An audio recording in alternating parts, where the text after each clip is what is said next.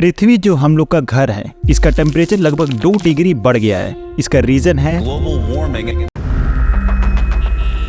आज के इस वीडियो में हम लोग समझेंगे कि आखिर पृथ्वी का टेम्परेचर बढ़ क्यों रहा है और इसके सोल्यूशन को भी फाइंड आउट करेंगे।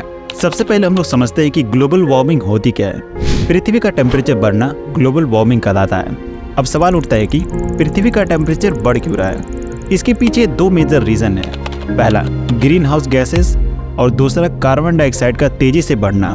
ग्रीन हाउस इफेक्ट पृथ्वी पर आ रही सूरज की किरणों को बाहर जाने से रोकती है, जिसकी वजह से पृथ्वी गर्म रहती है और इसी की वजह से यहाँ पर लाइफ पॉसिबल भी है। लेकिन प्रॉब्लम तब होती है जब ये गैसें ज़्यादा मात्रा में पृथ्वी के एटमॉस्फेयर में फैल जाती हैं, जिसकी वजह से पृथ्वी गर्म होने लगती है।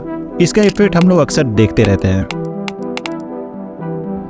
इस ग्राफ को देखिए, इसमें आप देख सकते हैं कि कार्बन डाइऑक्साइड किस तरीके से बढ़ रहा है। अगर इसको ध्यान से देखा जाए तो बीते कुछ सालों में कार्बन डाइऑक्साइड काफ़ी तेजी से बढ़ा है, जो एक चिंता का विषय है।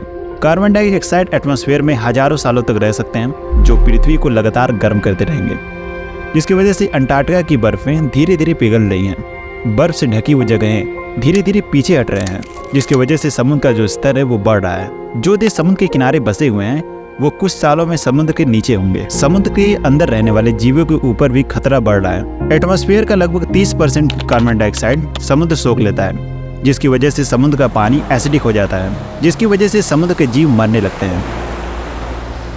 इंडस्ट्रियल रिवोल्यूशन के बाद कार्बन डाइऑक्साइड की मात्रा एटमॉस्फेयर में काफ़ी तेजी से बढ़ी है। इंडस्ट्रियल रिवोल्यूशन के बाद बड़े बड़े शहरों को बसाया गया। उनकी ज़रूरतों को पूरा करने के लिए बड़ी बड़ी फैक्ट्रियां और मशीनें लगाई गईं और बड़ी मात्रा में कोयले को जलाया गया। उस समय ना लोगों को नॉलेज की कमी थी। उनको नहीं पता था कि इतनी मात्रा में कोयले को जलाने से हमारे एटमॉस्फेयर में क्या असर पड़ेगा। आज के टाइम में लोगों को नॉलेज होते हुए भी अंधाधुंध कोयला जला रहे हैं। पूरी दुनिया को देखें तो सबसे ज़्यादा कोयला चीन जलाता है। चीन की अधिकतर मशीनें कोयले से ही चलती हैं, जिसकी वजह से सबसे ज़्यादा कार्बन डाइऑक्साइड चीन प्रोड्यूस करता है। सेकंड नंबर पर अमेरिका एंड थर्ड नंबर पर इंडिया कार्बन डाइऑक्साइड प्रोड्यूस करता है। एक गर्म ग्रह सिर्फ तापमान नहीं बढ़ाता, जैसे जैसे ग्रह गर्म हो जाता है बारिश तेज हो जाती है।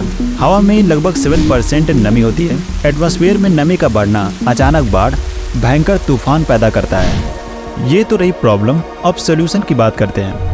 2015 में दुनिया भर के बड़े नेताओं ने पेरिस में मीटिंग की और ग्लोबल वार्मिंग से निपटने का एक रास्ता निकाला, जिसमें सभी देश 2050 तक ग्रीन हाउस गैसेस को कम करना होगा और सभी देश एक दूसरे की मदद करेंगे पॉल्यूशन को कम करने के लिए।